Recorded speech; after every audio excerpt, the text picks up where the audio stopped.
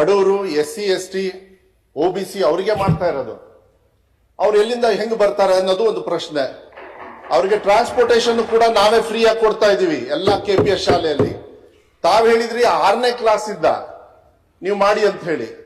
ಯಾಕೆ 1ನೇ ಕ್ಲಾಸ್ ಇಂದ ಅಂದ್ರೆ LKG ಇಂದ 12ನೇ ಕ್ಲಾಸ್ ವರ್ಗುನು ಒಂದು ಮಗು ಒಂದು ಅಡ್ರೆಸ್ ಅಲ್ಲಿ ಓದ್ಬಿಟ್ರೆ ಆ ಮಗು ಬೆಳವಣಿಗೆ. ಇದೇ ನಮ್ಮ ಸರ್ಕಾರ 5 ವರ್ಷಕ್ಕೆ ಇವತ್ತು ಅನುದಾನಿತ ಶಾಲೆಯಲ್ಲಿ ಶಿಕ್ಷಕರ ನೇಮಕಾತಿಯನ್ನ ಸ್ಪೀಡ್ ಅಪ್ ಮಾಡಿರ್ತಕ್ಕಂಥದ್ದು ಇದೇ ನಮ್ಮ ಸಿದ್ದರಾಮಯ್ಯ ಸರ್ಕಾರ ಅನ್ನೋದನ್ನ ನೀವು ನೆನ್ಪಿಟ್ಕೊಳ್ಬೇಕಾಗುತ್ತೆ.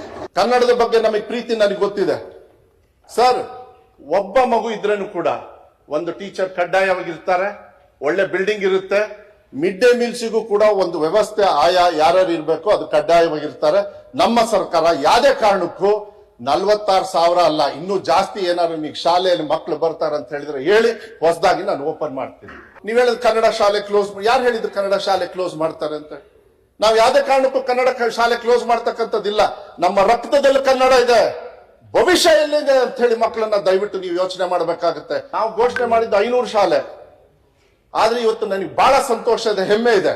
ಯಾಕೆಂದ್ರೆ 2018ರಲ್ಲಿ ಶುರುವಾಗಿದ್ದು KPS.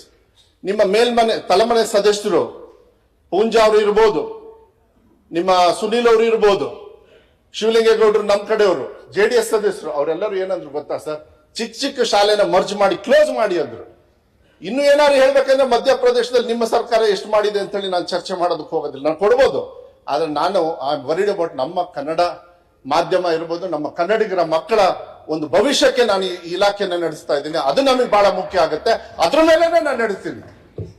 ಬಡವರಿಗೂ ಕೂಡ ಒಂದು ಕಡೆಗೆ ಒಳ್ಳೆ ಒಂದು ಶಿಕ್ಷಣ ಕೊಡುತ್ತೆ ಅಂತ ಹೇಳಿದ್ರೆ ಟ್ರಾನ್ಸ್ಪೋರ್ಟೇಶನ್ ಕೊಟ್ಕೊಂಡು ಮಾಡಬಾರ್ದ ಮಾನ್ಯ ಅಧ್ಯಕ್ಷೆ? 14 ವರ್ಷ ಯಾಕೆ? LKG ಒಂದ್ ಕಡೆಗೆ ಇರಬೇಕು, ಇದಾದ್ಮೇಲೆ ಇನ್ನೊಂದು ಹಳ್ಳಿಗೆ ಪ್ರೈಮರಿ ಹೈಸ್ಕೂಲಿಗೆ ಹೋಗ್ಬೇಕು, ಅದಾದ್ಮೇಲೆ ಇನ್ನೊಂದು ತಾಲೂಕು ಹೆಡ್ ಕ್ವಾರ್ಟರ್ಸಿಗೆ ಸೆಕೆಂಡ್ ಇಯರ್ PUC ಹೋಗ್ಬೇಕು, ಇದಬೇಕು.